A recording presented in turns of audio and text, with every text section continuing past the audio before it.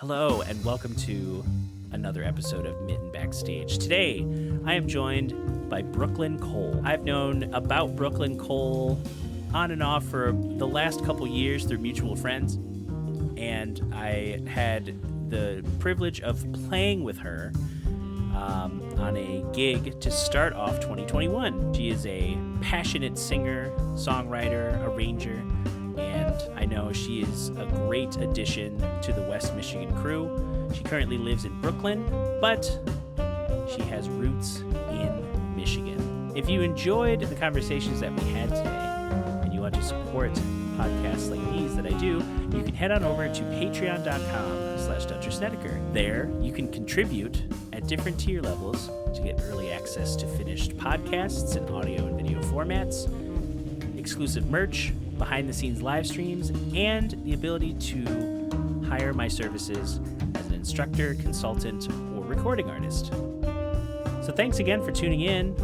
If you want to give a like, a follow, a subscribe, whatever way you typically interact with content you consume, I would appreciate that. It helps me out, as well as sharing it with your friends, family, people you think might be interested in these conversations. All right, let's get into today's episode with Brooklyn Kohl. Are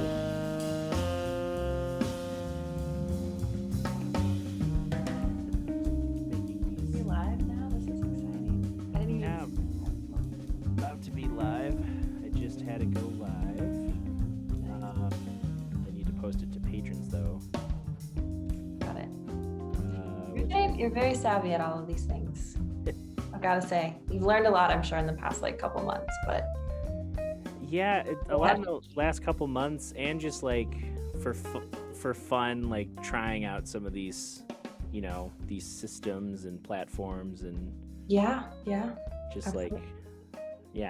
trying to understand, seeing people do things on a platform. Like, how does that work? How do I get on that? Right. Yeah. We have the time still to this day, I guess, to look into that. But no, I've been good. Here in Brooklyn, which is crazy. So still getting used to all of that in the midst of COVID, but making little by little more connections when people are actually outside or over Right. Zoom, if they live here, and finding studios and things like that to build it up when it's ready to be opened, I guess. Right. And you've been, so did you move right before everything shut down, or was it it's been a couple years? During During. Wow. So I moved in October, of last year. Oh, Yes. okay.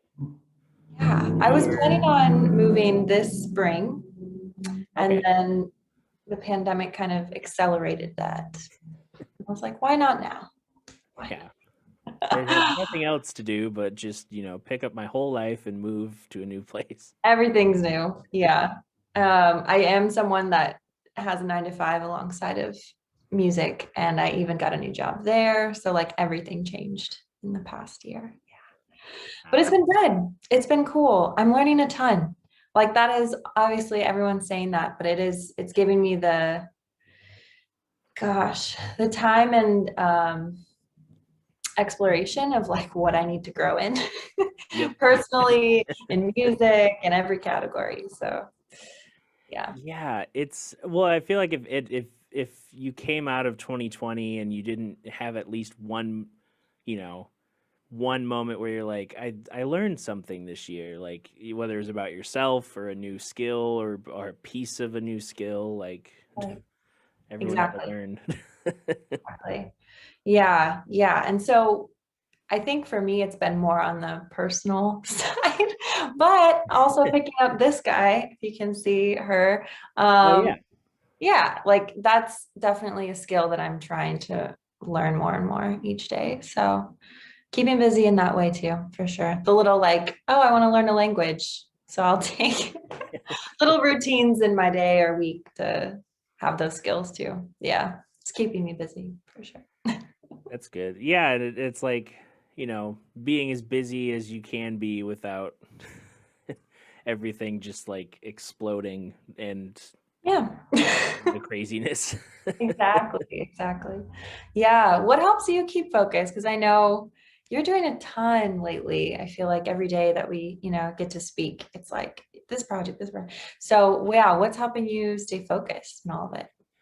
Yeah, I think, you know, recently I kind of got a reminder of two things. And they kind of go together. The first quote I heard was like, um, you can't, like, not everyone's going to be a fan of what you do, and like you can't please anybody, or you can't please not anybody. You can't please everybody.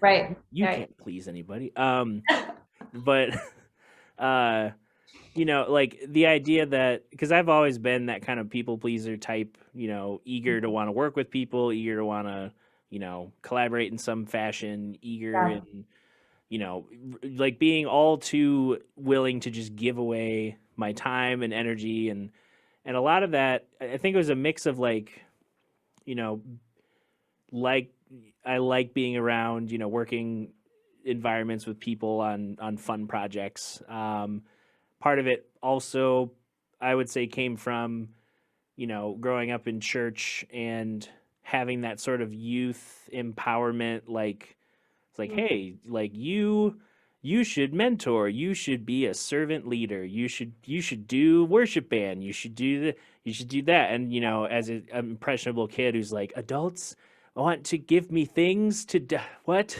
What is the? Right. Right. And so, kind of relishing that those opportunities, but then it kind of carrying over in an unhealthy way into into school, and having that weird, you get more and more nebulous with like the tasks that you're asked to do in school once you get further along, to the point where you're like, am I like, everyone seems happy, but I feel like I'm not doing anything.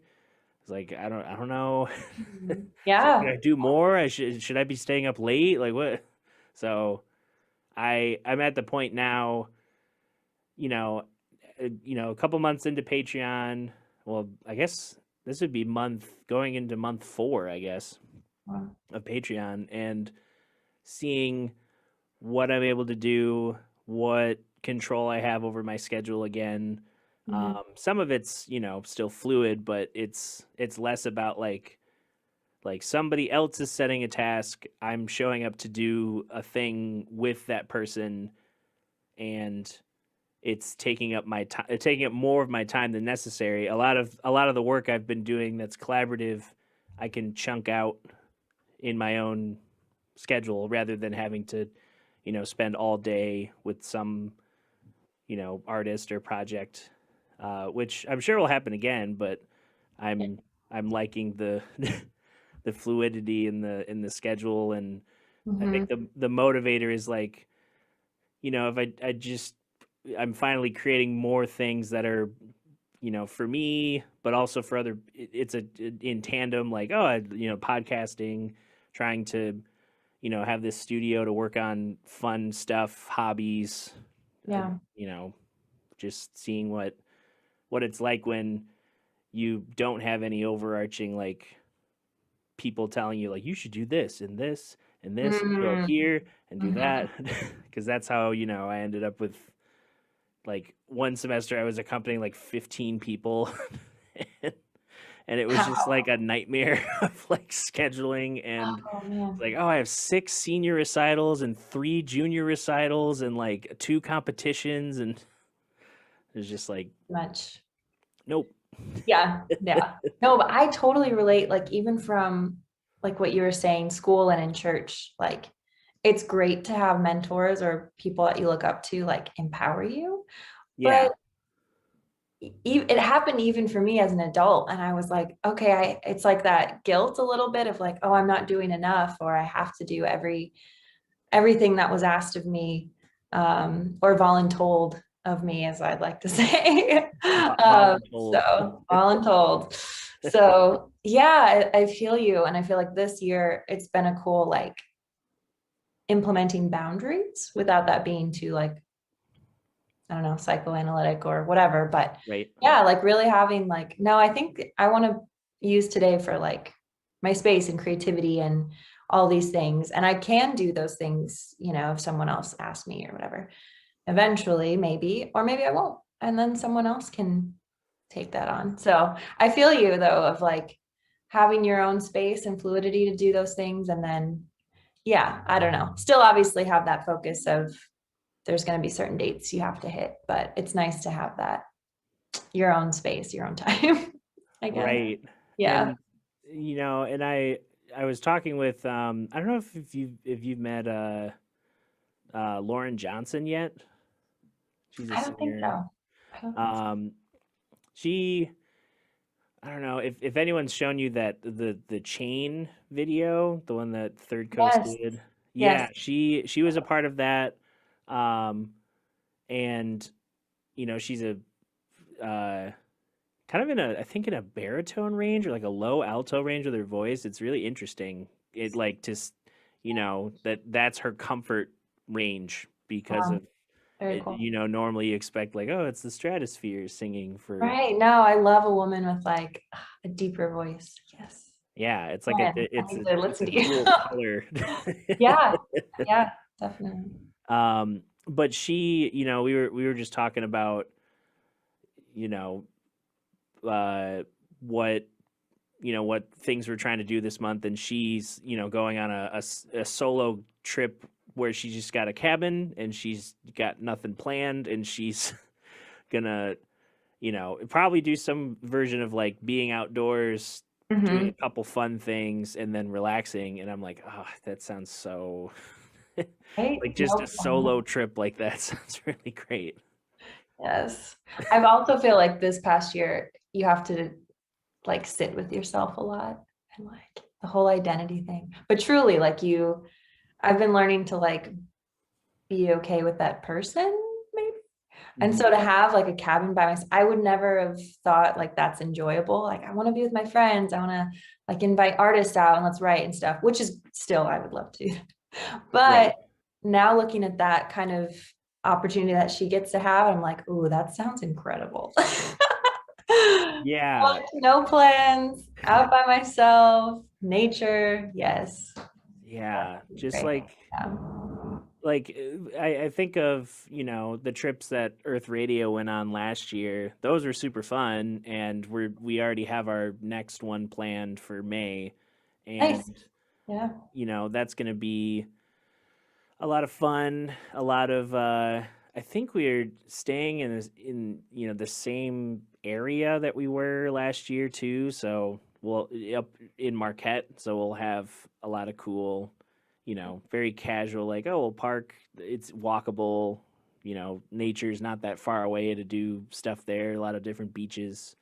Um, but yeah, the idea of like having, even if I can't have a full week with this residency that I have now, it's like, oh, I could have 5 days. Just take it, find something like a couple hours north into the woods, and like just Yeah. spend a few days there, like actually, I don't know, like trying not to have a goal, but just doing things. Absolutely. Yeah, it's, I don't know, That's travel's good. been in the back of my head a little bit as I'm like, okay, after the pandemic, I'm gonna Right. try and go more places, but it's like money and mobility is always tricky with like what your schedule and Yeah. your vehicle or something. How do I do it responsibly with COVID? Like that whole thing too. But Yep. I'm excited. I know you mentioned May. I do get to come out to Michigan in May too, and I'm really pumped to be at Third Coast. Yeah. So yeah, so that'll be good to see Caleb, Nuri, and the guys, and yeah, work with you on some stuff. I'm Oh pumped yeah. about that. Yes. So definitely, yeah, like looking forward to trips or looking forward to like these weekends or these times to be with people. So good. But yeah, that's going to be a good time just writing new music and yeah, starting a new project with those guys too. That's going to, Hmm. yeah, new territory. Yeah. Are you mostly, are you mostly like work with a couple people at a time, or a producer, or like do you jump on in and out of projects, or is it, did you start with a band and it's been a while since a band, or That's a great question. So I worked with, or I played with all those guys for, gosh, maybe not including the pandemic, but can I say including the pandemic? Well, we did a show like in January 1st. yeah, yep. USA. So yeah, it's been a couple of years working and playing with them, but then now we're really trying to focus on, okay, what is this band that we've been forming? Now, what do we want to put out there of our own original music? So yeah, it's kind of a new process for all of us. I think right now we're currently working on a few ideas and then working with producers and getting it more final. But yeah, it's pretty new for us, which is exciting. Nice. Yeah, it is like it's it's nice to have, the extra resources of, people to bounce ideas off of, Oh yeah. those things in the moment from like someone who knows their instrument, like, oh, I wish I knew what kind of horn line, and then like Caleb plays something and you're like, Magic. that was it. Yeah. Yeah. Exactly. Everyone's so talented too. We were talking about this. Like, you guys are so talented. Like I don't know, just like finding that pocket within my hometown because I'm from Holland, Michigan originally. Oh, nice. Yeah. And so finding this crew of incredible, first of all, incredible people like you and everyone, like beautiful souls. And then to be talented and yeah, I mean, it's so nice to collaborate with you guys and write and see what comes up out of all of these incredible walks of life and people. And so yeah, it's been really cool to find that from like 30 minutes away from my hometown. Crazy. Yeah, and even like I think it's new territory, in terms of collaboration for me too, where there's, I'm used to you know, like I can see them more regularly in person. They live in a city I'm in or near a city. And then there's the people who, like if I try to get on a phone call with my friend in France and there's a 6 hour time difference, like Yeah. that's way more difficult to try and coordinate. But to have like this kind of, I feel like it's opening up more as like there's this trend of like, the internet opens up your kind of landscape of who you're working with, and more people will take those trips to like the coasts or like, maybe Europe, like just to work with people they've started collaborating with remotely.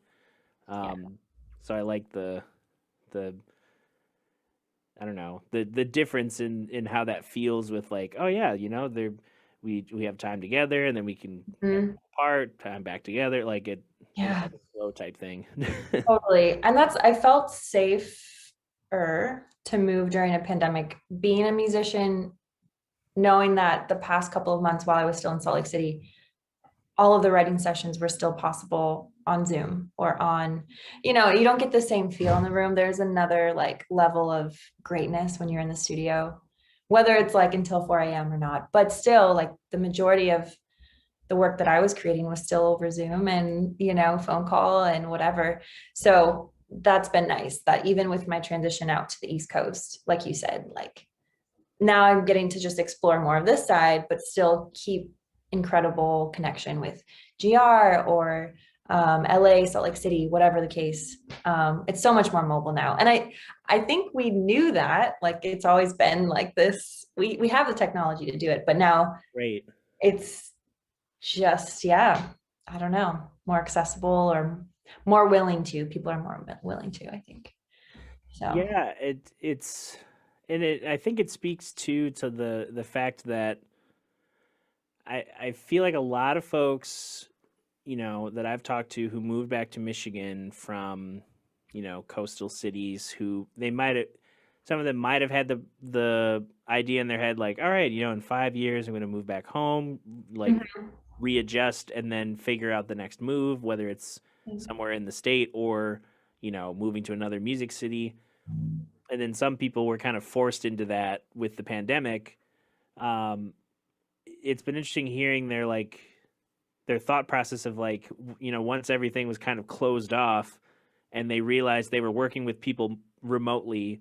They're like, why can't I just do this in a place that isn't like crazy to live in, or like, maybe this is a time to get out of a space that you know is not conducive to the goals, or to the environment's not ideal. Like maybe Yeah. moving slightly out of a big city, or maybe this is when you've been sitting on the fence, like, oh, do I move in? Do I move out? Right. Like it's there's a lot of mobility of as people have, in creative fields have had to reconcile, like, all right, I need to know a little bit about tech to like record stuff remotely, have conversations remotely. You know, it's interesting to see how the landscapes are changing. Not to say that, it's like, oh, LA's gone, it's over. Like, nope. it's it's still there. It's just people right now for maybe the next couple years, some of them can't afford a $1,200 studio apartment, and they need, some trees and it to be Right. cold. Right. Recentered a bit. Yeah, I feel like I was on you kind of mentioned the latter half of on the edge of moving out to a larger city or things like that. And I've lived in LA too. And for the time it like was not the right place for me. Oh, is that a monster? What is this? This is Oh, the Zoa Energy Drink. So it's where's my camera? It's yes, he wants a sponsorship. Yes. Yeah, it's Zoa Energy Drink. It is the new Hyped energy up. drink from Dwayne the Rock Johnson. Oh, shout out to The Rock. Yeah, it's supposedly got vitamins. I mean, it's not a fruit, but it's got it's I feel like the way it tastes is like if Monster kind of calmed down a little bit. Like it doesn't taste as intensely sweet. And then there's like, adult decisions of like, well, what if we started with like, a liquid that contains all of these nutrients and then started making an energy drink. Oh man, yeah, I feel you. Yeah, I can't do Monster. Red Bull. I try Yeah, it's some here and there. Yeah, I I kind of just bought it too because I'm like, I don't know. just I've following The Rock. I'm like, what, why not? He's a nice. yeah, he's great. He's a nice guy. He seems like a nice guy. I'll help him out. Good product. Oh, he doesn't need, but I get you. I'll help him out. Get him going now. Oh, that's great. Yeah. Help this Oh, multi-millionaire right. wrestler, movie star, actor. Mobile. I'm trying to think. What's the one? Yerba mate. Is that Yeah, I love those. that wakes me up instantly too. That's Mhm. a good one. Just putting that out there. Also, another sponsor. You'll Yeah. see up the screen. No, I'm just kidding. Yeah. Yeah, right.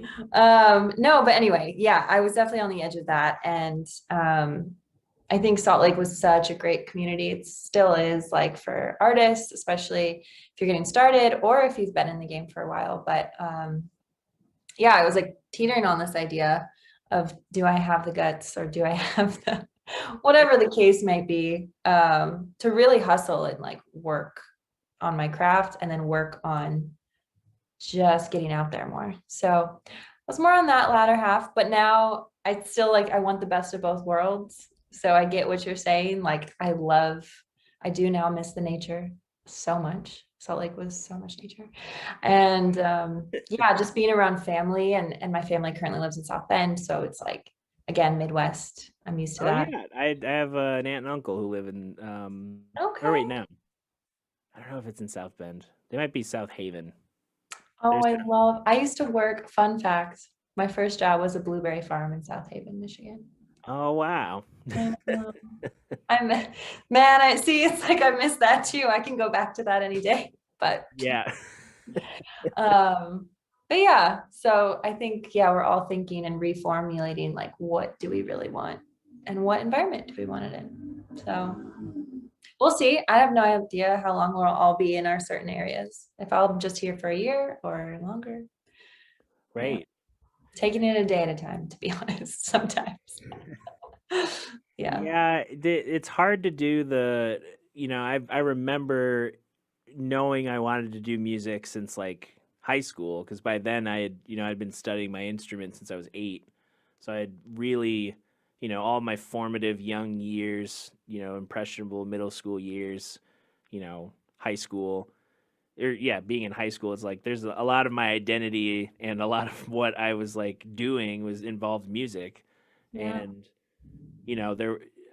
there was never a doubt of like wanting to be in music. It was just, trying to figure out what that looks like. And the 5-year plan is like, like I think if I were to go back 5 years from now, which would have been the year, like 5 years. Oh man, 5 years ago in March would have been March 2016. Mm-hmm. And that would have been, I would have still been working at Allendale High School as a choir accompanist, and that would have been my interim year between my undergrad and master's, because I had tried to go to New England Conservatory, but it was way too expensive. Because I got in, but it was like so expensive, I couldn't justify Yeah. doing it. And um, if you tell myself back then, like, hey, so here's your 5-year plan. You're going to move out of your parents' house for 2 months, and then you're going to get the option to go to Kalamazoo after you've been in Massachusetts for a month. And then you're going to do your master's, work for Founders Brewing Company for 3 years as a sound engineer, which you don't know how to do that yet. And then like a pandemic's gonna wipe all of your jobs away and you're gonna build things on Patreon. And it's like, okay, is there a healthcare in there somewhere? 401k? No? Okay. Yeah, it's like because in my head I was, working at the high school choir thing, and I was like, oh, this is fun. I could do it another year and see what my options are. Maybe try and reapply, re-audition for stuff, Yeah. look into schools a little bit better, and then got the offer to go to Western, and it was just like bam, bam, bam, bam, bam, and now I'm here. Yeah. Yeah. So is that where you met Caleb then? Western? Or where did you guys meet? Yeah, I met him. I don't know exactly which day, but I know it was during, like, it might have been during the year after I graduated in 2015 from Grand Valley, and he had finished up at Western, or not Western, Michigan State. And Okay. Yeah. in that gap year before we both went to Western, it might have even been the year prior to that, but we have a mutual friend, Brad Fritcher, who I had been working with since 2013, and we were doing this like local. It was like every Wednesday at the Speakeasy Lounge. We would just there would be no plan, and we would just go, and it could be a jam, it could be standards and improvisations around that, it could be beat music, like it was whatever, and that kind of drew a lot of the younger musicians in the area to come hang out. And Caleb showed up one day with his sax, and now The rest is history. yeah. Beautiful friendship in the making. Oh, that's cool. That's really Yeah. cool. Oh, nice. My funny story with Caleb is, Evan Taylor as well, probably Yes. a little bit. Yeah. Oh yeah, you worked on his one of his singles too, I think. Yeah, yep, and I had met him. I think the first time I met him was because I don't know if he had already known Caleb, but being in Benjaman James's band, Yeah, yeah. we were all, regular members of that. So yeah, it was Oh, like I didn't know you early were okay. 90s. Got Yep. it, got it. Nice. Yeah, Evan was gonna play for me in Salt Lake. I think it was like 2018 question mark. And no, maybe 2019. Sorry, now I don't know even what years, but Caleb was out there just to visit and Salt Lake and record a little bit and things like that. And he's like, hey, I have a sax friend that's just coming into town. Can he jump on? And literally they wrote horn parts for my full set. Like they just did that almost overnight. I think even that morning. And I was like, let's go. Let's do this. It sounds incredible. So yeah. All he has to do is show up with his sax and it just works out. Like you said. Yeah, rest is history. But that's cool. I like that little story. You guys, is the Speakeasy still open? Yeah, I don't know if they're doing music right now because it's a small space and the stage is kind of in a weird like, there's a larger part of the dining room and then there's like it thins out as you head towards the back where the bathrooms are and Mhm. the little hallway area where there's like seating and then a small stage. It's like Okay, it's still kind of too close together, I think, for unless they were to like rope it off and have the musicians and then cut the restaurant in half, but I don't gotcha. know what their plans are yet. Yeah, still pretty risky and hard for restaurants for sure to do that. Yep. Yeah, yeah. But the listening room, Hey, it's hey, it's great. I gotta come through. So May, you play on which days again? I think you had 2 days a week, right? Yeah, it's touch and go. Oh, Just because it's weird because it's Fridays, Saturdays, and it started as a need for me. Well, not for me. It did not start with me. It started with, uh, you know, Gretchen Whitmer saying like, "Hey, restaurants can open again, 25% capacity," and mm, this was like 10 days before February, and then all of a sudden, all these restaurants are like, "Oh yeah, Valentine's Day. What other holiday is there? We got to get stuff ready for people to show up." And I mhm, was getting a couple calls from GR Noir and then the listening room to play music, mhm, and I initially played Valentine's weekend, and it was kind of like it wasn't set up as like, hey, we're gonna do this every week. It was just like, hey, we need someone to do some entertainment. We're turning the listening room into like a dining space just to see how it goes, and then the owner, I think the owner of like is like the Loke family. The LOEK or something like that. Yeah, I met one of them. So there's like the family that like owns, I think, Celebration Cinema, but his grandmother's piano is the Steinway that's Wow. in the space. So he was like, I haven't heard anyone play it in years, and then he Hmm. liked the vibe and was like, hey, we could do this with a trio, and now I just did the first weekend with that. So Awesome. yeah, Yeah, we need more of that. We need more live music. Uh, more live music. yeah, yeah. But definitely when I'm out there, I gotta catch it for sure. I'm there. I'll make my reservation, my resi. Yeah, can I call and have a Yeah, for yeah. May? Just one. Just one. Yeah, one seat. I don't need a table. Just Yeah, in the corner. Oh yeah, I can stand. It's fine. It's fine. yeah, because they, that now it's up to 50% capacity, but because Hmm, of how the room is designed, it's I don't think they can fit many more people. got it. Um, and that's kind of the touch and go part is like they're seeing what they can do, Mhm. to not overwhelm the kitchen, but still have like steady business, and then Yeah, they will be getting back to outdoor shows, which will be, the more traditional, like ticketed show up, yeah. you get a seat, you can order food, all that. Um, Mm, and when that happens, I don't know if they're gonna keep the indoor stuff or if they're gonna move it or what that's even gonna look like. So I'm just got it. like, all right, for these 2 months, at least, I have something Right. fun and regular to do. So Right, right, absolutely. Yeah, I'm excited for outdoor shows. That's at least something we can do, I think. That's safe for everyone, I hope, like pending the capacity. But yeah, I'm so excited. It's going to be like 60 degrees next week. That is my tunnel vision. Just like spring, summer, getting ready. And we'll see what shows can look like, but I'm really hoping that they open up for sure. Yeah. yeah, have you like being in Brooklyn, have you done a lot of like walking the neighborhoods and kind of getting an idea of like what's around and all that good stuff? Yeah, I'm like that weirdo too. I have so many notes in my phone. And so, like in October, I was seeing, oh, that restaurant plays some live music. I'm just gonna write that down, Yeah.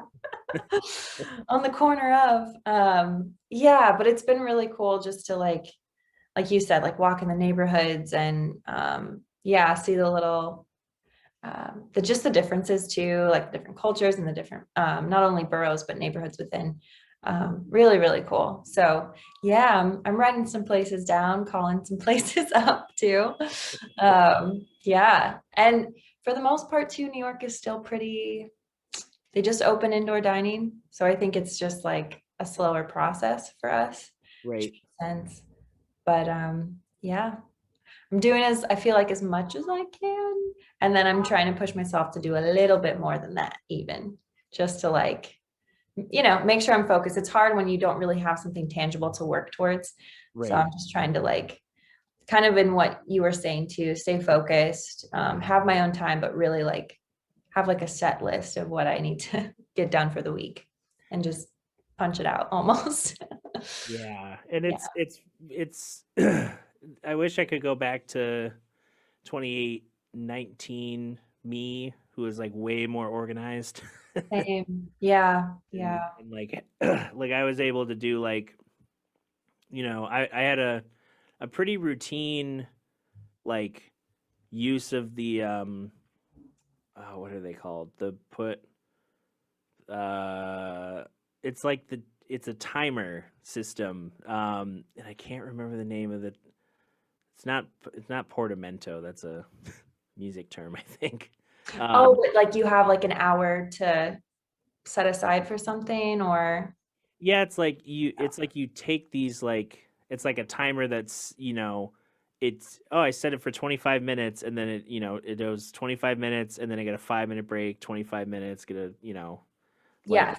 Oh, what is that that called? port it's not portobello timer because it's not a mushroom. Not a mushroom, although that But sounds really good. I just remember it's named after, I think it was the Italian word for tomato because it's a tomato timer Oh, appliance, I guess. But I don't I know. would say tomato or something. That's not it. Yeah. Tomates. Tomata. But yeah, it's You just tomato. gotta use the hands. Yeah. Yeah, it's tomato.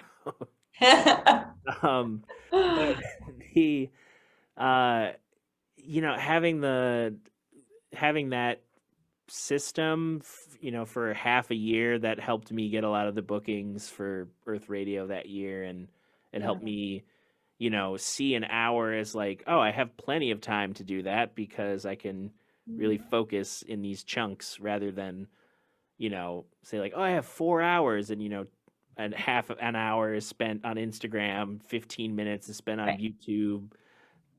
It's like I could focus better. I love that. I'm gonna have to start implementing that actually. Yeah, Whatever we find out, whatever it's called. yeah, Anyone knows live on YouTube, put it in the comments, please. yeah. Please tell us what's happening. Can stay focused and organized. But that sounds incredible too, because like you were saying, it's not it's really easy to get distracted. I'm currently off of social media for a little bit, and it's been nice, even on the mental space. But yeah, I just found myself habitually, obviously, going to it, opening it up as soon as I wake up, when I'm bored at work, but still should be working, when, XYZ. And so it's like, yeah, I need to have these chunks of time where my brain is fully focused and then I can let it rest for a bit and go back. I love that. Yep. So we'll start implementing once we figure out the name. Yeah, will incorporate into my life once I even know what it is. Yes. Love it. Um, but yeah, I'm curious with Brooklyn, how the I always think with New York, it's like real estate is such a crazy thing. So Mhm. I'm like, outdoors for New York isn't like, oh, there's someone's big backyard. It's like, a rooftop, or like, it's like finding space within the little segment that the Crevices, is, yeah, has carved out of. art galleries. Yeah, right. Whatever you can find. Yeah, I am interested in that too. I think when I was in LA and even Salt Lake, like sometimes we had a house show in GR, like you kind of, you can create sometimes your own venue or show. Um, Yep. you just want to have people around and an intimate setting, and so I imagine it's going to be more difficult here. um, but possible. There's a lot of people. What's cool, before it got too cold, there's like little stoops, right, for these brownstones here in Brooklyn, and I would just stand around and watch these really talented trios play because they didn't really have, it's COVID, like they just wanted to play and their poor hands were so cold, but they're making it work with like the stoop next to their apartment, or yeah, kind of anywhere you can. The parks, I'm sure, rooftops, absolutely. Like there's comedy shows on a rooftop now. That was a big thing with COVID. So yeah, but I really love that too. Like, I don't know if you've done that, like not necessarily event planning, but really just like creating shows wherever you're at. And whether it's like 20 to 75 people, that's kind of a lot actually for a house. But sometimes it's the best because it's like your friends and fam, or I don't know, you just meet a few new people and it's the best thing. You can talk to people after, all of that good stuff. Yeah. So many, a lot of my early, in college gigging with Brad Fritcher and some other, folks around the area, and Hannah Rose, in her band, there would be these times where, yeah, we would just play. I think Brad lived at a house venue for a little bit. And they, they kind of like, it used to be like a punk house. So it had, the reputation of like, well, it's held together by like sticks and PBR. And then you just kind of like figure it out. And then Remove the cobwebs. yeah, and then it almost as if like, it was a rebranding, like someone else kind of took over the operations of the house venue, and it turned into uh the House of Pancakes, and the house next door became the Waffle House, and they were the Breakfast Club for Oh, okay. 2-3 year period. That's funny. And they had a system of like, okay, people enter through the side door, they're checking IDs, they're keeping the guest list at a reasonable amount, trying to like not have too many people in the house. Mhm. um, People upstairs and downstairs to kind of help facilitate everyone having a good time. It felt like it was run like a venue, and but to have those more intimate spaces where like you just kind of feel everyone in the room more, and it's Yeah. more energy is expended being in that close proximity. And Mhm. I know. And that's why, I mean, it's fun to do virtual, sure, but I really miss that in like those smaller settings, like, yeah, I'm sure you've done a handful of virtual shows too. And they're cool. And, people still love it and watch it and tune in and get to experience it. But yeah, I'm excited for not a computer screen, maybe. I don't know. right. But yeah, more of a live setting for sure. Which again was why I like the listening room and other smaller places that can open up. Like definitely wanna be in tune with that here in Brooklyn, and maybe coming back, in May and figuring out are things still open and how that's going. So yeah. Yeah. Yeah, it's all that's all I've been telling people is like touch and go. Like, what do you physically have control of? What is within your capability to create and do?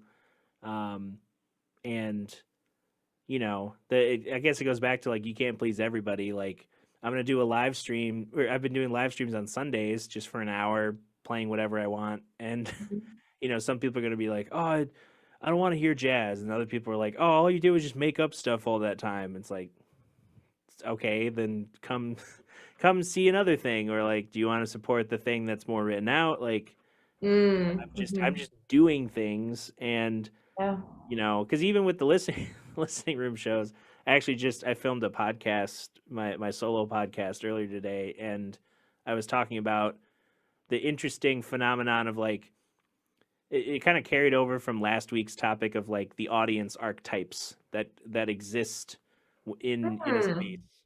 And Yeah. there's the people who are like they're tuned in, they're loving it, they're you know they might want to communicate with the musician, they might want to just applaud, but either way you can tell they're engaged.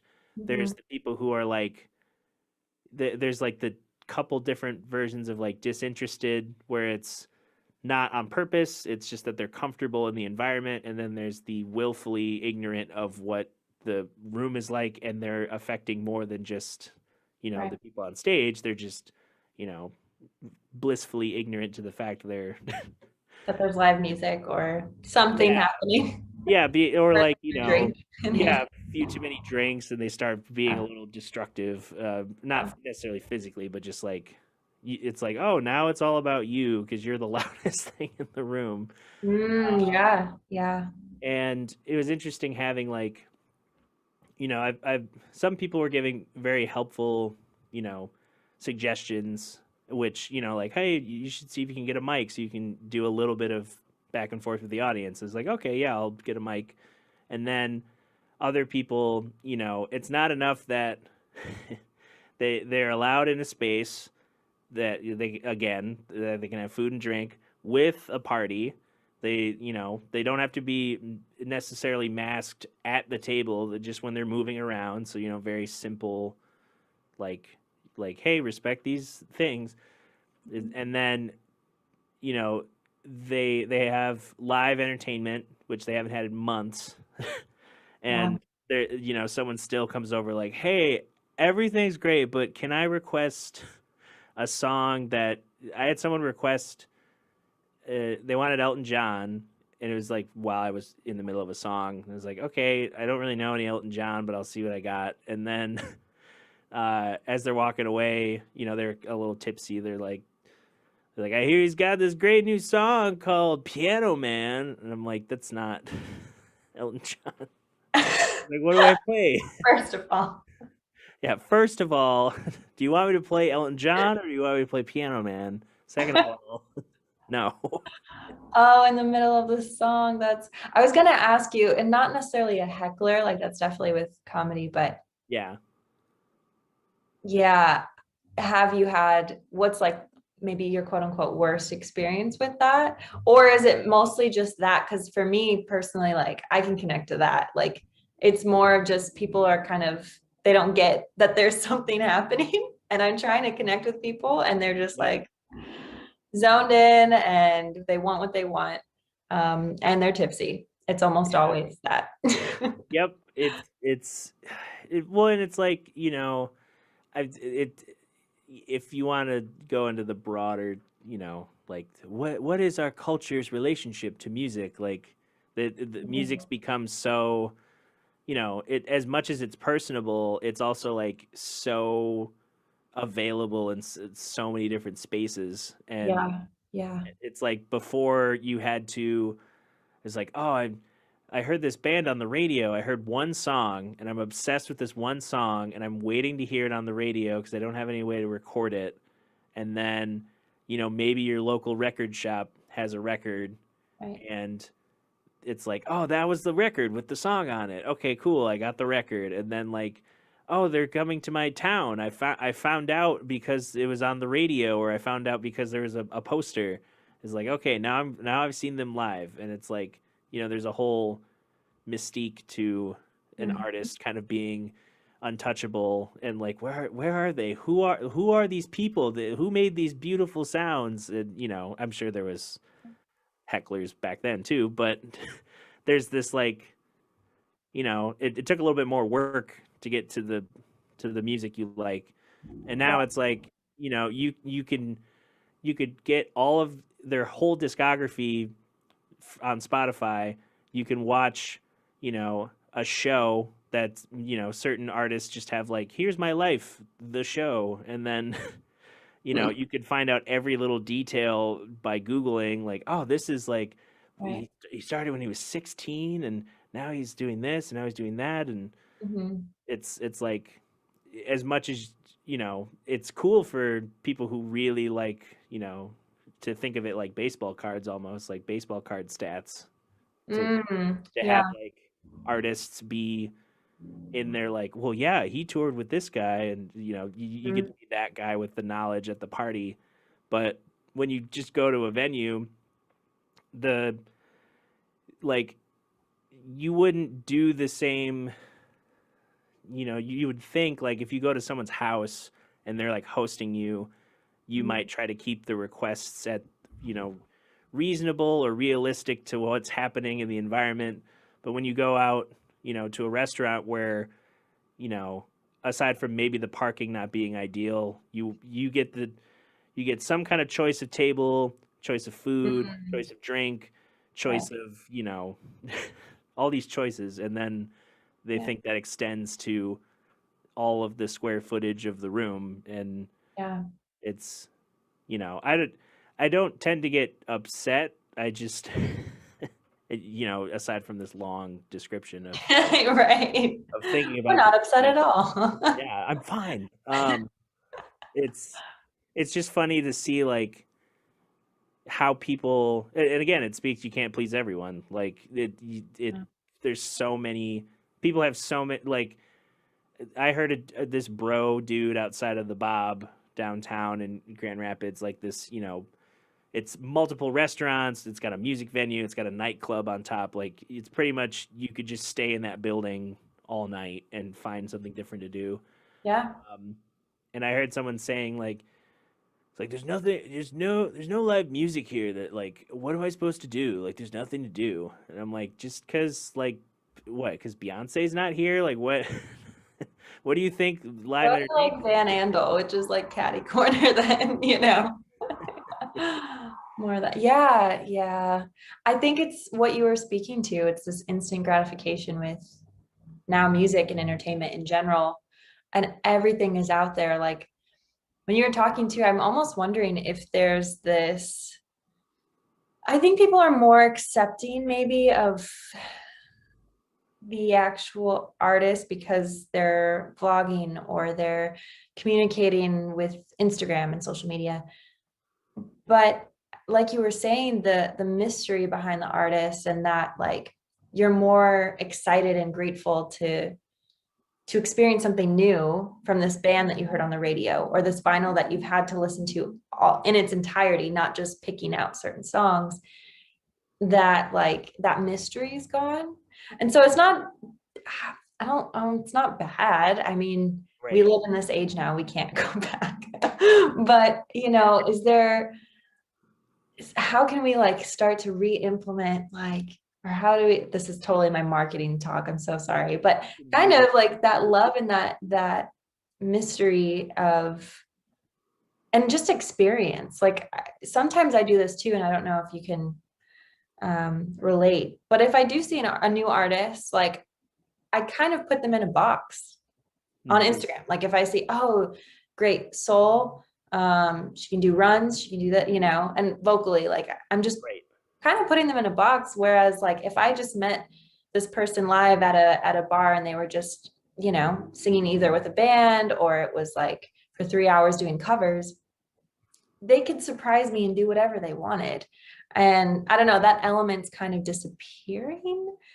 And I don't think it's Yeah. horrible because again, you get to see the authenticity of the artist and hopefully they're being true to who they are and they're putting it out there. So you get to fall in love with maybe their niche and what they love. But yeah, there's definitely something about it, especially in a live thing where people are now just like, no, I want to hear this. Like, don't play what you were gonna do. Don't that original stuff. Yeah. And that's not everyone either. I think a lot of people do know how to respect live music, but Yeah, there's definitely that energy. It's like the everyone's got varying levels of Karen energy that yeah, yeah. surface when you know, they feel, entitled's always like that strong negative word, but sometimes it's like, Mm, people just want to have a good time and they don't know how to communicate that, so it turns into, it's like maybe having a good time isn't necessarily the thing you want other people to do. It's the thing you haven't discovered that you like doing yet. It's like maybe mm, you're growing out of going out to the bar and getting trashed, and you don't know why you're still doing it with your friends, and now you're currently trashed, being like, it's probably the music, it's not me. Ooh, some blame shifting. Yeah, like just, Yeah, no, that's yeah, true. Yeah. Yeah. but And especially now coming back to it. I mean, you're already experiencing it, so yeah. but That's why I titled that podcast episode "Some Gigs Never Change" because it's like it's ooh, all the same gig. it's, there's gonna be like really cool moments that you really like and you remember. There's gonna be the very vocal like minority of like you know like I didn't like it because I've only listened to rock music and it wasn't rock music. It's like okay, yeah. I can't help with that right now. Sorry, sir. Right. But I guess on the other side of the coin of like the more access has been interesting because it opens up the space, like you were saying, with more people can engage authentically with an artist. There is that ability for an artist, who is kind of in a medium tier, like in terms of social metrics, they can have 5,000 dedicated people and have a career because those 5,000 people are buying tickets and, they live in a place Mm-hmm. that's chill to live in and they can sell merch and, you know, Oh, it, it's so great for that. Yeah. Yeah. And I feel like the reason why I started even doing music, one, besides just loving to sing and singing in church, and somehow knew that that was fun and special and all of that, is to connect with people and is to hopefully write music that is relatable and all of those things. And without that access to communication, I would not have been told or been able to talk through a lot of the things that people can now, which is so cool. You could definitely connect with way more people. Well, I don't know because I wasn't like Prince or I wasn't, like who knows. Um, but in a very more tangible way, I guess. And hopefully your music can still speak loudly without having to meet or to I don't know, write a DM and stuff. But right. still, it's really cool to be able to bridge that gap. And I know some artists who are mid-tier, but also that are actually like Emily King, like seeing her repost people and seeing her engage. And one of my friends met her and she was just so loving and kind. Like that, I'm sure with her online presence is just like the perfect match, you know? Yeah, I think about that with I shared a post of Leanne LaHavis, and I'm just like, man, I like I had a friend who met her not because he went to her show. It was because she was just a super fan of Thundercat and was literally just hanging out with him Mm. on tour.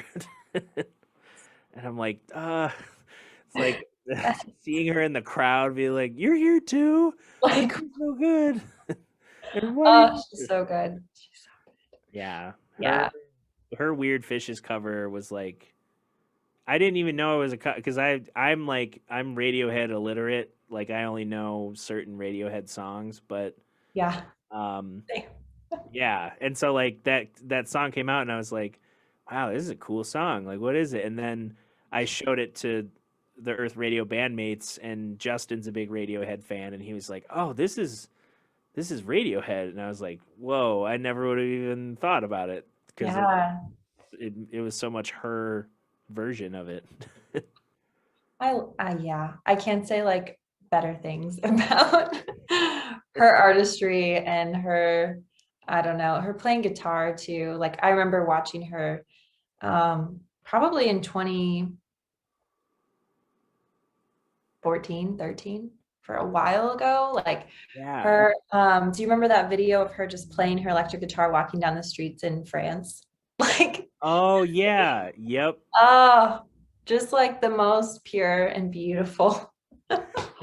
Yeah, she's so great. And again, yeah, getting to see artists and what they actually kind of maybe grew up on or what they love, which is completely different than their genre. Like, oh, it's a perfect combo. I love it. Yeah. It's nice to have. I don't know. There's nice ways of like having all this access that I've discovered a ton of music, and it's helpful for me, trying to do these playlists that I've just, part of it's like me challenging myself to have more music discovery in my week, but also uh, it was initially like, oh, it might be fun to like, get a couple songs from each band member and put out, a playlist on Tuesdays. And, that lasted about a month of other people's input. And it's just been me for 8 months. But the, you know, seeing all these connecting threads of like, oh, I didn't know they did that song, or I didn't know she and him did a cover together, or they did an album together. Like it's fun kind of seeing these through line threads and being like, oh, this guy sounds like, this person, and his influence is like, back in the 60s, like let's check them out. And suddenly you have a playlist of just like related parts that you wouldn't think is like, oh, that's his uncle, and they Oh, played together growing up. Like it's all over the place. it's crazy, all that connection. And what you were saying too, I grew up on Motown, oldies, and gospel. Like that's it. Like my house was very sheltered. And so I didn't get the amazing 90s or early 2000s even. And now I have, don't worry, love R&B from the 90s. But I kind of was ashamed of that, I put that in quotes, but I was like growing up, I was like, "Ah, I'm not cool. I'm not like, I don't get these references." But you go back to like an Amy Winehouse who listened to 60s and still created new music from that, or still just, enjoyed what she enjoyed and got inspiration from that. And so I'm like, yeah, I don't necessarily need to always. Now, granted, I love finding new music and new artists, and like that has changed. But yeah, to not be like quote unquote ashamed that I didn't grow up with the current music of the time, and that still has influenced me so much, for sure. Anything Stevie or anything like even like Roy Orbison, like I remember like or Foreigner and like all the stuff that my dad used to listen to. Like that's Right. Elton John actually was on that list. Ellen John's great. So yeah, but also like CC Winan or Kira Sheard and I'm trying to think of all those gospel artists I used to listen to. Like so good. And that's Yeah. one of my voices or whatever, why I like it. So what were because you grew up in church, right? More in that realm. Yeah, I was thinking that too, like seeing more about your church background, because I have, Grand Rapids, well, Michigan, I guess, is it feels like it's just one long Bible Belt of like, you the whole church shopping phenomenon is like Yeah. that's very much in the area in West Yeah. Michigan, and um, I I went to Madison Square Church growing up, Mm. which at the time was a building in Grand Rapids, like I think maybe a mile and a half from Marvin Sapp's church. Oh, Um, wow. He was and in GR area? yeah, he had it. His supposedly his church is still like, I don't know if he's still there at that church, or if it's Yeah. like it's branched out to an empire or whatever. But um, there's a church. I think it's on the corner of Madison and Alger, because I grew up in Alger Heights. Hmm. And we would take, we'd go to the end of our street, that's Alger, turn onto Alger, head to Madison, and then we'd see that church and then turn right, and we'd go, however far until we hit Madison Square. So I always saw it, and I've known people who've played in that church, but I don't really know what the what's in it because I've never been inside it. But um, I yeah, I went. Madison Square is like, it started as a small Dutch church before I even went, and then when I was growing up, it became more multi-ethnic, more reflective of the community. They have a sister church in Liberia where a former pastor, like, he moved back to Liberia, and because he's originally from there, Mhm. and now the church has grown into like, they have a building that's for like tutoring and jobs training. They have another building that's for like, you could rent it as an event space, but as a food pantry, and that's where they do all the youth related events. They have, a service that's just setting up chairs and a stage in Mm-hmm. the Gerald R. Ford Middle School gymnasium, and then they just opened up the new worship center in they had bought like a building that was like kitty corner to the school. It's just this big building, and it's now going to be a new worship site, classrooms, I think 40 apartments. So they're like trying to work with like low Wow. income housing, Yeah, and that's yeah, incredible. it's just like it just slowly grown out over the south Yeah. community. Um, but yeah, it was so I got a little bit of gospel because my mom liked listening to the gospel. Mhm. A little bit of like Hillsong, CRC type, Okay, like wow, uh, 2000. yeah, and the dash of the hip hop, just like uh, it's like we got to relate to the youth, like all these the Toby white Mac. like yeah. Toby Mac was, I've seen him live. Toby Mac. That Oh was like a full circle moment. wow, I I know loved for a Irene. I reason. think it's that song Irene. I don't know if you know it. If you don't, you should listen to it. It's so good. Now I feel like maybe I've heard it because I would always like. I just remember going to youth group and always having, these little like old CD players, and they would just be blasting some random CD, and like, oh, that's Lecrae, or it's like that's Kirk Franklin, or that's Reliant K, or Hawk Nelson, Yeah. or Oh, yeah. Switchfoot. Switchfoot. That was what I was thinking. Yeah. Yep. Yeah, just all these random. It's just like as long as it had the labeling of like this isn't blasphemous. We could it's hip hop, but it's it's safe. Yeah. Yeah. There's no violence or it's just telling a very faith based story. It fits the theme of this youth group environment. But Yeah. um, yeah, I guess the I don't know how to.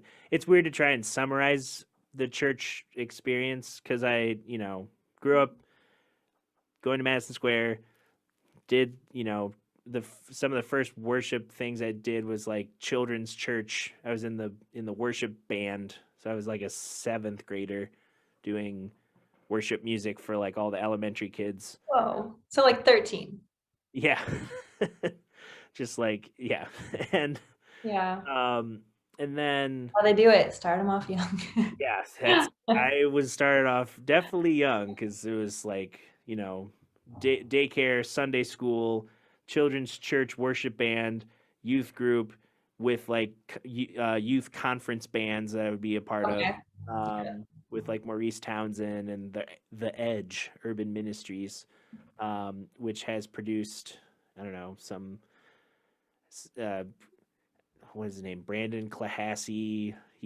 One of his songs got on a motivational workout Spotify playlist that The Rock shared, and now he's got I don't know something from that. And there's another dude who's a hip hop artist who put out a song called Fuego, and it's got like a dance challenge, and it's just like okay, they're the urban brand hip hop church, but um then I stopped going to Madison during my time at Grand Valley because I tried to be a youth leader, and I was also still trying to do Grand Rapids Initiative for Leaders, which was like not church but involving a lot of churches, and there was a little bit of a religious element, but we were learning like about social justice, community engagement, Yeah. um, just all these different issues that were like, yeah, wage slaves. What does that mean? Well, it means like when they hire migrant workers for like way less than the minimum wage, and they just try and scoot that under the rug and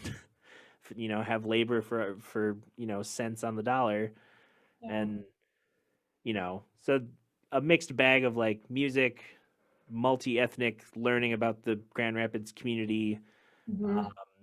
and then getting way too busy and partly my fault in Grand Valley. And then going to Kalamazoo is where I first started learning sound at Southridge Church. Um, Okay.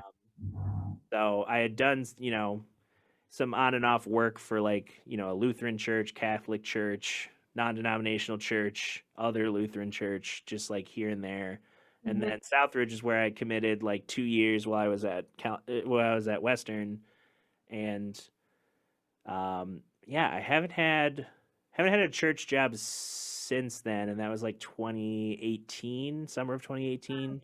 Mhm. But I was just like, taking a step back, being like, Yeah. uh, I need Burnt another out break. a little bit. Yeah. Are Yeah. you still going to Southridge? Is that who are you talking about before? No, so Southridge was funny. You know, I loved working with Jeremy Simpson. I almost said his name wrong. Jeremy Simpson. um, he, just has a lot of experience, great voice, great worship director, Mm. understands how to like see what a worship environment needs and like how to kind of introduce people to new ideas, whether it's like prophetic worship or like, that kind of modern rock aesthetic, or even just incorporating gospel numbers into the Hillsongy type church environment. Um, and then, his team was great. The the pastoral team and some of the other church people were not antagonistic, I would say. It was just they didn't agree on a lot of stuff. So it's like they're trying to help build out this big building to like, attract more people to warrant, upgrading the sound system and all that. Um, the year after I left, everybody that had joined Southridge with me was also gone. Okay. So it's like the church like reset to like, well, we'll just forget any of this ever happened. Mm. Like this is what happens with it's, because I don't want to say like race played an issue, but when the only like minority members of the congregation are the people on the staff that have been hired to certain positions and then their families, like, and then Yeah. they all leave. It's just like, church politics is great. This Jesus loves this. He loves it all.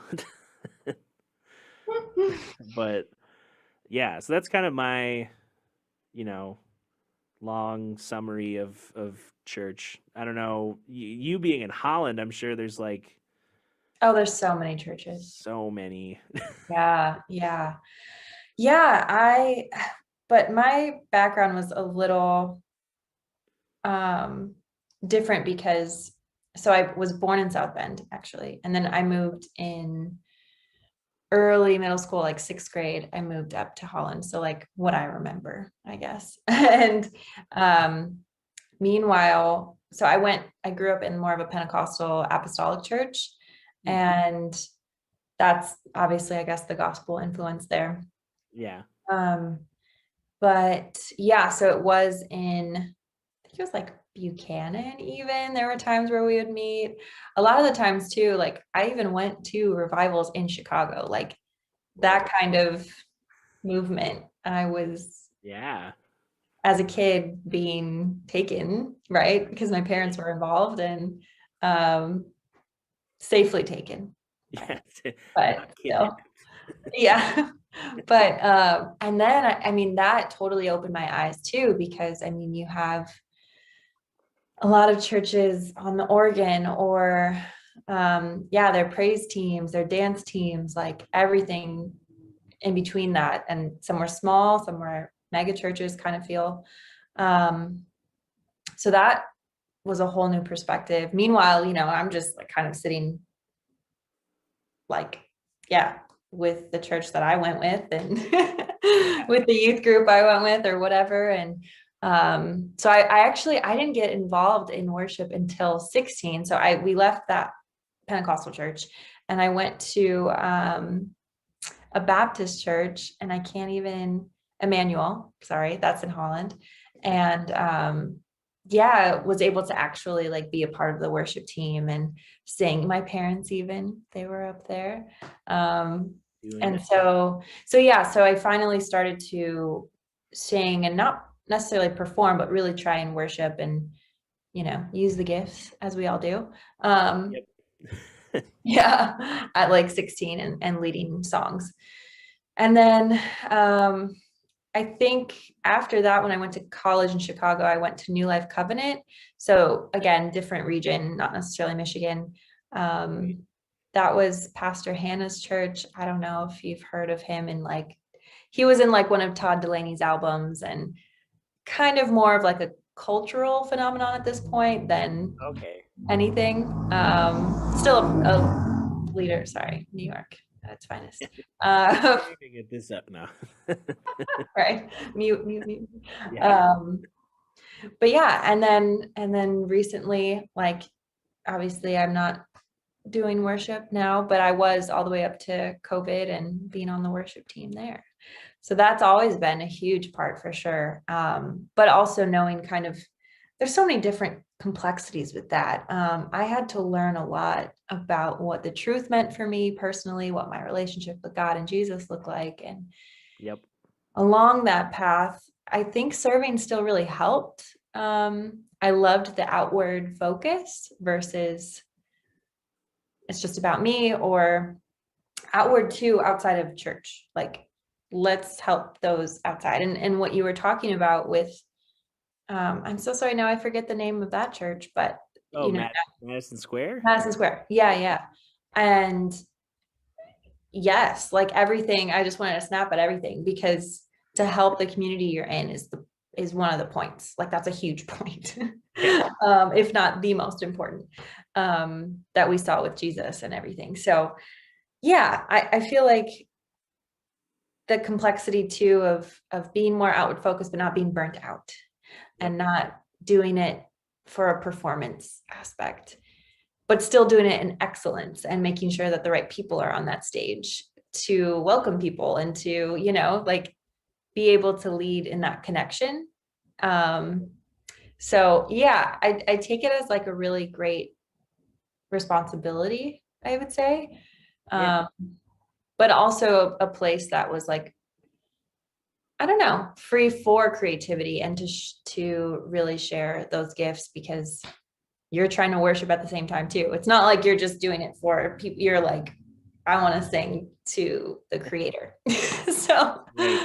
yeah. I mean, there's so many different, I'm sorry, I just babbled. I don't know if there's No, this questions, but fine. Well, yeah. 'cause it got me thinking of like, you know, because someone might think, there's like, oh man, I can't believe like that was so much of my life. Like I could have been. It's like I don't know what else would I've never done like, I've never been that person that's like I need to just do a bunch of psychedelics and go into the woods. Like that's never. I've had friends who do that, and see people at shows who do that, and it's like, okay, cool. That's you. Yep. You go do that. I need to have, I need to have a recollection of time, and I need my wits about me because I have a lot to do. Um, Yeah. and so the weird kind of shifting moments was like, middle school. There's still enough of that. Like, well, my parents told me. Like, Yeah. some of the kids would be like, "Oh, my parents are stupid," and they like, I don't know. It's like I'm gonna stay up all night. I'm gonna watch whatever movie I want. Like I'm gonna rated R. I don't care. It's like that's middle school. I'm gonna smoke a cigarette. It's like, ooh, it's scary. My gosh, whose parents? Yeah, I it's like, would have been like, that yeah, it's like who? I'm like, I don't know what. wouldn't have worked. That Yeah, wouldn't I'm like that never would like I remember jokingly because my mom was I remember this cuz she was like kind of poking fun at me and I was like, being freshman in high school being like stop it. People are already making fun of me. and I jokingly like, mid laughter I was just like, "Oh just, shut up." And she was like, "You go to your room right now." And I'm like, what? We were having fun. Joke. It was a joke. We were on the same page. What happened? Like, wait, did you not hear Oh, the tone of my voice? I wasn't mad. I was just like embarrassed. no, absolutely. Um, I'm right there with you. Yeah, yeah, yep, yep. No talking back. That was not allowed. Not allowed. no. And well, and it's crazy too, like as the older I get, in my old age of 28 years old, Oh, that's me too. is so old. Not sure. When's your birthday? September 10. You're older than me. Okay. It's allowed. Yeah. Well, like my parents they're opening up a little bit more to telling stories about their past, and I'm hearing, all of the things they, put the fear in me of to not do. It's like it's like, wait, you did that? You would cut class and smoke weed? Like what? Hold on. It's like I've never like I would cut class, but it wasn't like, it wasn't in any consistent form, and it usually was because, you know, senior year we and I found out after the fact the reason why we had free hours was because they were trying to keep us in the school when technically we could have graduated. Like all of us had the necessary credits taking AP courses and like, you know, Oh, I see. crazy workload in a I was trimester. like, that's questionable. Yeah, so we would, I would have a free hour every morning. I'd get dropped off with my siblings, and I would have a free hour until like, I'd have to be to my next class at like, I don't know, 9:30, 10 o'clock maybe. Just like this whole big chunk of the morning that I didn't have to go to school, and um, that would turn into like, well, I guess I'm just, we're going to the beach. Like it would turn into Yeah. like, hey, we're already out. Like, why Yeah. did it's like, do you want to go back? No, you don't want to drive us all back to school? Cool. Where are we going? Like, Yeah. um, So not really skipping class, but yeah, like, taking opportunities, taking advantage of those opportunities that you got. Yes. yeah, because like, I don't know. It's like there, if anything, it's like it proved, that I could those little risks I was taking. It was like, it helped.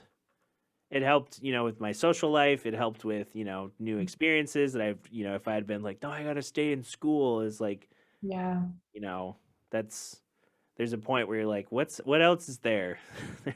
Yeah. Yeah. And it's funny what you were saying too, that like your parents might have done quote unquote worse things or, they took risks too. And now they were trying to avoid that of you guys doing it, of you and your siblings doing that. Well, and they had But way stricter, like seeing my grandparents, like they're, obviously grandparents are super kind, but seeing, those moments, you're like, oh yeah, I could definitely see them being like it's like, you get in here, like just like that yeah. kind of parent. Oh yeah. Yeah. But you were saying, Oh no, just same here. I think it's either way. I know, parents want to protect their kids, but right. when you add into the church element, um, yeah, again, it just gets a little bit more maybe turned up on the dial. I don't know. Turned, yeah. Turned, turned. Um, but yeah, ultimately, I think it was definitely a lot of learning because you were saying something about like middle school and how you were, kind of doing it for the parents or because that was just the normal life and you don't have a car, you can't drive at that point, like not old enough for that anyway. And then as you get older, kind of shaping, right, your own journey and what that looks like. And Yeah. not even just worship, but yeah, I mean, obviously your own relationship with God, like the core of what church hopefully is talking about. Right. Yeah. And it's hard to like, it's hard to reconcile the cynicism that comes with, you know, being in a creative field, but also, as you get older, you're learning like, yeah, church for a lot of people is, pretty harmful.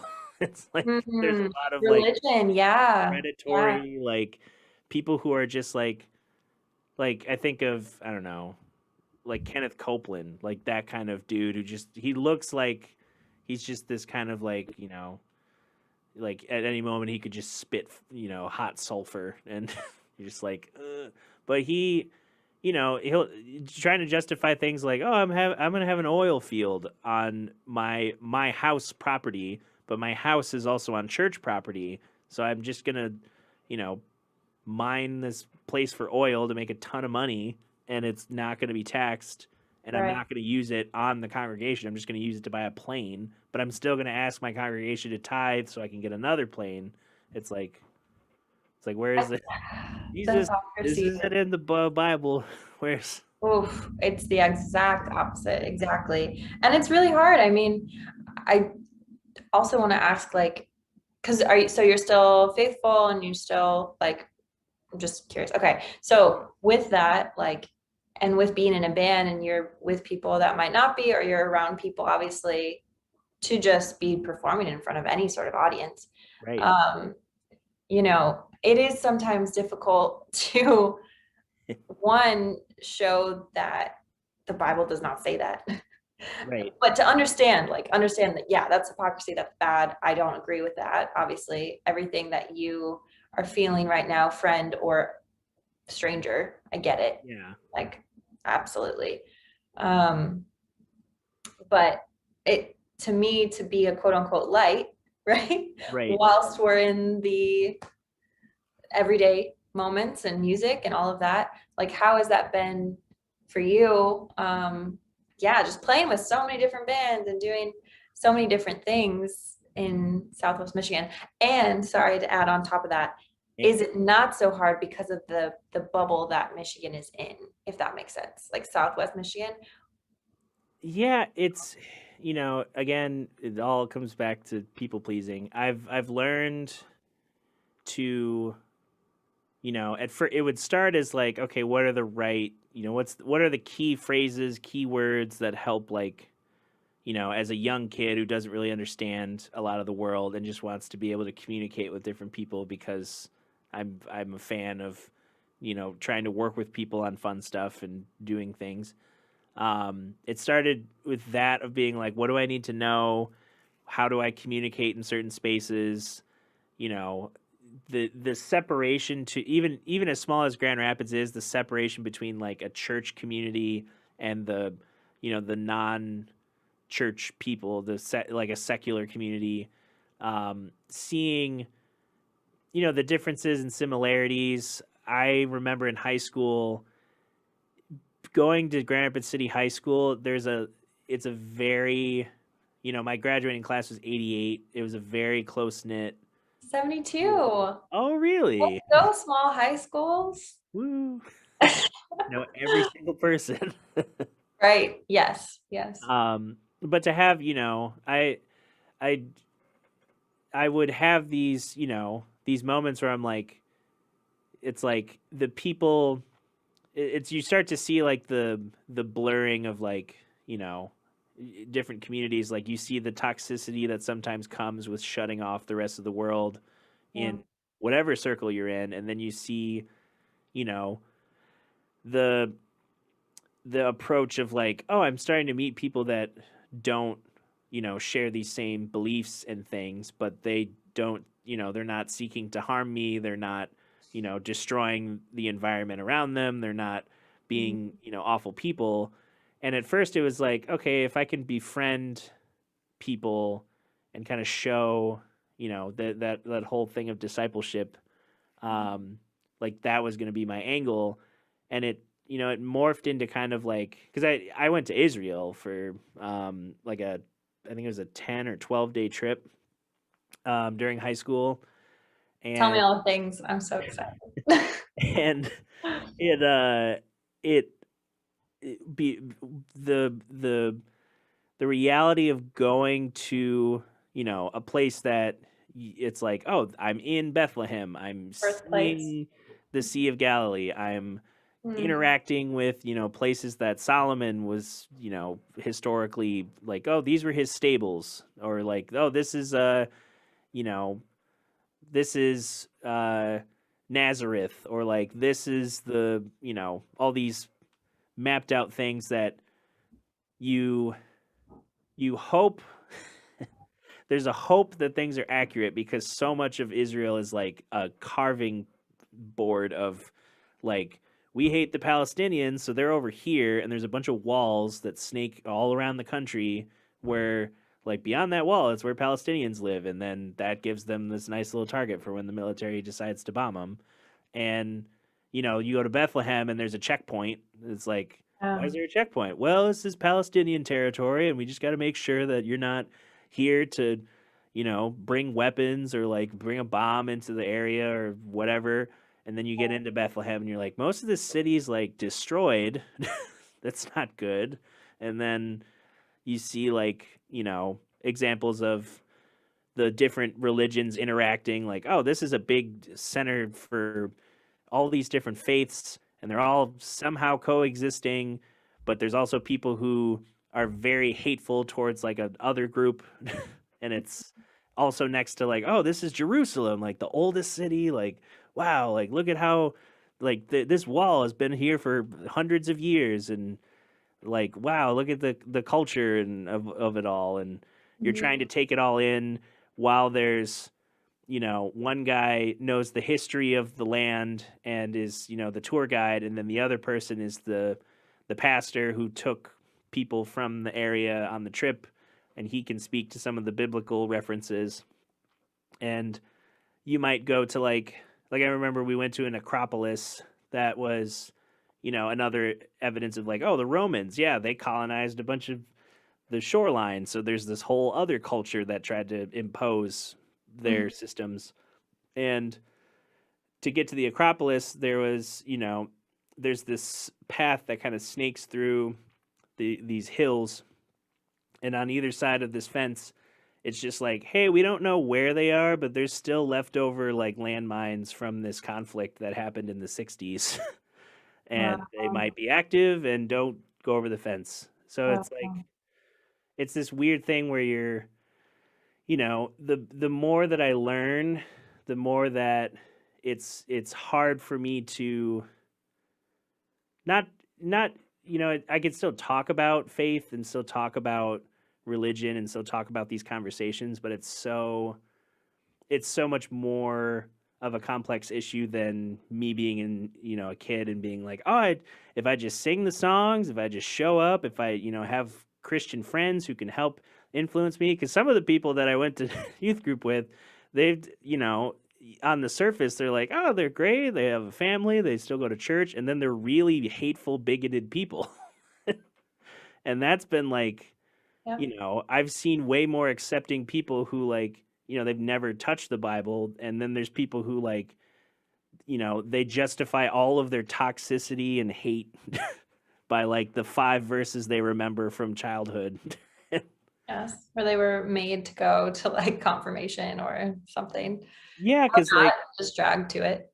Yeah, so it's like, and it's a complex thing that I haven't even really even talked this over with like my folks, because my dad's dad, my grandpa, he was a minister, and he keeps retiring, but he like was a minister at one church and then retired, and I think went to another church and then retired, and then did prison ministry and then retired. And so it's like and I have a cousin who's like he goes to I joked it was like a nerd church where like it's all these like it's a small congregation, a lot of like academics, a lot of people like they'll do a series that's like, oh, here's cool things about worship arts and like the history behind that, and then they'll do a segment that's like how the evangelical church is empowering the alt-right Nazi movement.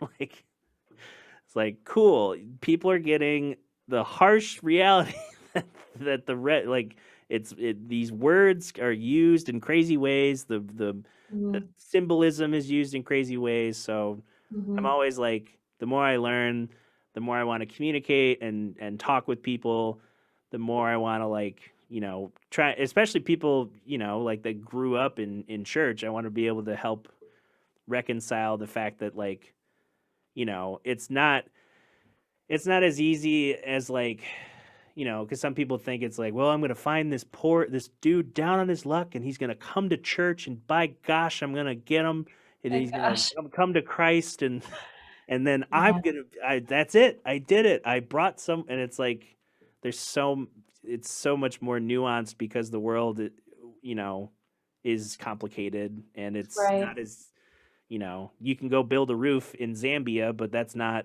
going to help, you know, your friend who's suffering at home. Like Yeah. it's so nuanced. Yeah. Yeah. And everyone's in their own walk, everyone's in their own space and journey and Yeah. whatever it might be. But I think when you were talking specifically about like the works and do I bring this person out and how do I do this? And I mean, to go, I guess, into the Bible, but like that scripture that talks about some people just are the seed, some people water it, God makes it grow. Like Right. sometimes I do feel like all I can do is love. Like that's the basic. That's You're the the basic. watering of And sometimes that is within a body of people who believe in the same thing and are in a church. Because sometimes I do see a lot of people who are like struggling within their own church, you know, and right. sometimes need fostering and love and acceptance and all of those things. And then going out doing the same thing and not caring what, you know, what they believe or, you know, where they're coming from, but just literally friendship. Right. And I think so many people miss that and they either retreat back to a bubble in their church or they completely cut that off, which why? So all I can do is go back to Jesus and say, there were dinners. Hmm. Guess who sat around him? Or what he fought for. And I think especially now with social injustices, like that's all I can point to is him. And, you know, you're right. Like it's a shock to see who has been faithful. I don't want to put it in quotes, but Right. and yet true colors are coming out, Hmm. no pun intended. But like, you know, just that bigotry truly is coming out. And it may be ignorance. And it's this, I've been talking to another friend too. It's all under this, let's be unified. It's all under that like misunderstanding, I think, of what that means. Yep. And without repentance, again, a church word, but without like shifting from your past of believing in these racist ideas or, you know, not talking about them and shoving them inward more and more and more. And without like shifting from that, you can't have unity. You can't have this beautiful, blissful organizational church that can have diversity and can have people from all walks of life. If you don't talk about it, if you don't, you know, accept that, hey, I believe this at a time and now I don't. Right. Now I want to change. Help me change. And so, anyway, there's a lot of complexity, like you were saying. The only thing I can do is think, okay, maybe I'm going to be a little seed or a little watering. Whew, that pressure's taken off. Right. Yeah. And it's just, let's look at Jesus because that's it. He's truly perfect and great and the best and Right. the best role model for us. Right. And then really try to have those, like you're saying, harder conversations. Yeah, sometimes it's just like listening to people. I mean, I get it. I've had a lot of church hurt, so uh, that's my life. But yeah, from that simple perspective, wow, this is like a lot deeper than I thought we were gonna get with Just music. backstage. Yeah, Going all the way backstage. backstage. Oh That man. was good. But yeah, I mean, we've learned so much growing up in this and in this environment and from all different directions. Um, and truly I'd still do kind of going back to music is like that was my connection instantly. It still is the music and worshiping in that way. And you can worship in so many different ways, right? Right. But musically, it's like that's where it's at. That's where it's at. So yeah, it's still a huge part of my life and I'm grateful for that. But Yeah. Yeah, like I even was able to go to Florida for another like a church writing session for new music. Like that's cool. Like Yeah. it's like using the gifts and hopefully to steward them. And yeah, I don't know. I'm just grateful. Yeah, That's it's really- all that's all you that's where it's like, if this experience isn't harming anything, that's, Mhm. it's still a net positive. It's Mhm. not, you know, it's if it's not being weaponized in the wrong way. uh Right. if yeah, if it's being used correctly, I guess. And everyone Yeah. thinks like that's part of the issue is like what people's perspectives on, because I even remember like even a little thing. I mean, it was still weird, Mhm. very very poignant memory of on International Women's Day, the fact that Happy International Women's Day for all those women out there. yeah, I've been Yeah. seeing so many. I was excited to see um the Michigan collaborative Aretha Franklin cover came out Mm, today. yes. So many, it's like, women behind the engineering, behind the singing, behind the arranging, behind the, you know, That's good. instruments. It's, yeah, it was just like Awesome. all over. But Yes. I remember like growing up, there was a black pastor, I can't remember his name, but he left the church. This maybe it was I was in middle school. He left the church because he had some kind of biblical disagreement of like accepting the fact that the church was going to have a female pastor who's still there today, and there was this whole is like, well, she's going to be on the team, like that's happening, so like either you accept it or we're going to have to like kick you out. And he's like, I'm gonna go start my own church. And I'm like, that should just be the story of all churches. It's just like, you won't let me do the thing I like, I'm gonna go start my own church. I feel like And that is what exactly what happens. and it's like, no, that you're supposed to learn and grow. It's like, nope, I'm just gonna take this is the real one. This one that Mm, I did. My righteous attitude about it. right. Like Man, it's hard. It's hard. And it's because like I shared too, I had to learn a lot from what is my truth and what is the truth that I'm going to believe in. So I really do have to skim through pages in the Bible to like, does this match up with what's going on here? Truly, yeah. like, is this biblical? Like the Kenneth Copeland? No, and it's sad that like so many people that go there, they're not reading that. They're not seeing the disconnect. And again, that happens. There's probably so many therapists and counselors that understand why that manipulation is happening, but Yeah, the it's media really like, times is yeah, you can challenge, you can question, and the tool that we have is the scriptures, and got to see if it matches up. And that's one thing that's really helped me a lot, I think. um but yeah, I don't know, just like going back to what you were talking about. yeah. Sorry to like kind of derail, but I No, mean, yeah, you just kind of have to dig deep for yourself and see if that's something, one, you want to even live by and live for and with. And yeah, kind of make your own decision, make your own, what was I going to say? Just like thoughtful and, um, what is that? There's a scripture with it. Darn it. Counting the costs, whatever. yep. Counting the costs. And yeah, getting to see the real, what the Bible actually says. Because if Yeah. not, you're going to get lost and people screw it up all the time. Yep. Humans screw things up. Yeah, and some people, they the different printings, they'll cherry pick a phrase, and it's like, well, if you read the next following line, it explains Context. the context of what the whole parable Yes. meant or something. And Yes.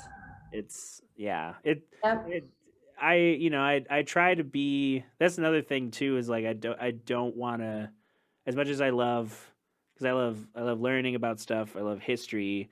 I love, you know, I love being that person sometimes when I don't try to do this a ton at a party. You know, I'm not just going to show up and be like, "Do you know why Grand Rapids is so segregated?" Well, it's because in the redlining of the properties all across, it's like no one Mhm. wants.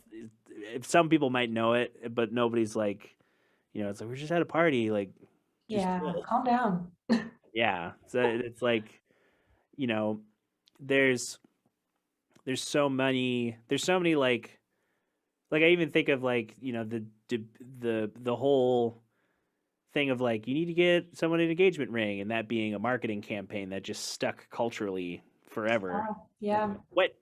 That right. wasn't just a thing. It's so Yeah. I'm all for understanding how things work and then figuring out where I sit in them, what I'm able to take in to what I'm doing and what how I can sort of transform that into a moment that's, you know, for, you know, healing for some people or, you know, being more thoughtful about your environment. Um, Even if it's something as simple as like where you spend your time and money. Um, it's, you know, the realisms behind like certain practices or rituals or I don't know. It's like the more you learn, the more that you're like, okay, people just want to feel special in some cases, but then they latch onto the wrong thing that's not really feeding their spirit or their, you know, or their something that's positive. It's just being part of a club that they feel like they can just kind of sit and like watch everyone else, you know, like they're defending me. It's like no, they're attacking the other. They're creating an other group so that you feel good and then you want to spend more of your time and money and you're not really learning anything. You're just kind of existing in this, you know, nebulous, like weird blob version of what these things are actually supposed to help with. Yeah, yeah, absolutely. But Yeah, it can be pretty divisive pretty quickly, but I don't know. I think the good thing too is what I'm seeing when we're talking about like what's being taught or mhm. what people are reading and things like that and cherry picking. Like I have found that most churches I go to are now using Jewish or like the Hebrew translation to get a better context view, or like the knowledge is starting to become more and more used widely, I would say, or more podcasts are coming out to like expand on this. So it's not just like the women's roles issues or the, all of these different issues that we're dealing with culturally. They're finally starting to see, oh, this is like what this is actually written for. And, anyway, I'm excited about that. I feel like there's like this new age of using that as a resource because we should have been the whole time. Yeah. But yeah, that's kind of exciting. I'm glad for that. Yeah, I'm glad. Yeah, I am glad to see the trend shift. I think of the argument with like the youth of like why everyone goes to college and then suddenly their faith evaporates and it's like, well, did Mm, you maybe think that they were taking out of a community and they weren't really taught about the surrounding world other than what was in that community and when, you sure. know, when you're not there to help not just like, you know, because then they'd be like, well, if we just, you know, stay by them all the time, they'll, you know, they'll keep on the straight and narrow. Totally. It's like people have to Right. learn, they have to, you know, take new information, process it. Yeah. Um, and then also, you know, the fact, even just a simple fact that's like maybe they're just, you know, trying to pay for college and working two jobs, and that's why they're not at Bible study tonight. Like, it's Yeah. a very Let's find real. out the real reason, people. Yeah, Please. it's not. It's like he joined a Satan worshiping cult, and now it's he's just burning crosses. It's like no, he's got a 15 credit workload and two jobs. Like Oh, it's always like yeah. you know it's yeah. There's a lot. There's always We just gotta love, yeah please, that's these people, please. It's yeah so cliche, but that's no, just know people. Like really get to know people. Don't care about, yeah. Like I used to get texts all the time too, like, oh, missed you at midweek. Wink, wink, I'm like, Like if you were to know me, I would text you and let you know that there's a reason, trust that there's a reason. So Yeah. that's the lesson of tonight. Yeah, that's the Please lesson. get to know people within your church and outside of it, Yep. and be outward focused and just love. Yep. Just And love. listen to cool music in the meantime. Yeah. And somehow that I just thought about what earlier talk is like, you can't please everybody. It's like that's not exact. It's like you want to love everybody, but love doesn't mean you are doing something that is going to get a reciprocal Right. approval. Right. It's sometimes it's difficult to just have love be at the core of something, of an interaction. Sacrificial. Absolutely. Yeah. And we're not supposed to be trying to please humans, Right. truly, or like look good and, just look good to other people. But it's truly to be a Yeah. sacrificial love, no matter what. Yes. Turn the cheek. Turn the cheek. Yeah. Well, yeah, this is great conversation. And yeah, that was deep. yeah, good. It was good. I don't mind the deep. I'll get, I'm always looking for someone like to like, bring something up that's like, oh, I haven't talked about that with anyone. And like, this is fun. Oh, awesome. Good. Yeah, because it's funny, even being in West Michigan with so many, people who have a relationship to a church in some way, it's, not everyone brings it up. I did interview a gospel pianist, so that was cool. At least that aspect of like how he works on his career and stuff. But yeah, thanks for your time, and thanks for having me. Seriously, thanks for having me. I'm excited to come and visit very soon. Yes. Get back to the Michigan roots. Oh yeah. And play together, see you play. It's going to be a good time. Yeah, where can I know you've mentioned a couple things of where people can find you. I know you're off socials, but but still find me. I'll be on soon. I'll return with new music and yeah. My Instagram is at Brooklyn Kohl, Kohl. Same with Facebook. Like I have Brooklyn Kohl Music. Website brooklynkohl.com. All those things. Yeah, but definitely I feel like Instagram is probably what we're most on right now. I'm also on TikTok, but I don't really post that much. I really am on it to watch other people. Yeah. So great. But yeah, please connect with me. I would love that. Yeah. Let's be friends. For those of you who might be listening now or after the fact, if you enjoy these types of conversations and hand flourishes, you can support this podcast and others that I produce by going to patreon.com/Tracy Snedeker. For as little as $5, you can get access to early episodes, these types of live streams that we're doing right now. I have merch discounts for Earth Radio and Blushing Monk, the two groups I'm in. I do a newsletter that I mail out each month with like a sticker of the month where I commission a local artist to just do, I think the theme right now is portraits of me. I have one. I love it. I was a lion last month, so that's I've never seen myself as a lion. And you can go to DutcherSnedeker.com to see everything else, all the socials. Just type my name into a site, and I probably made an account somewhere. Yeah, exactly. Just a Google search. Yeah, just a Google search. Well, yeah, thanks again. There's really no sign off. It's just gonna fade. I'll see you soon.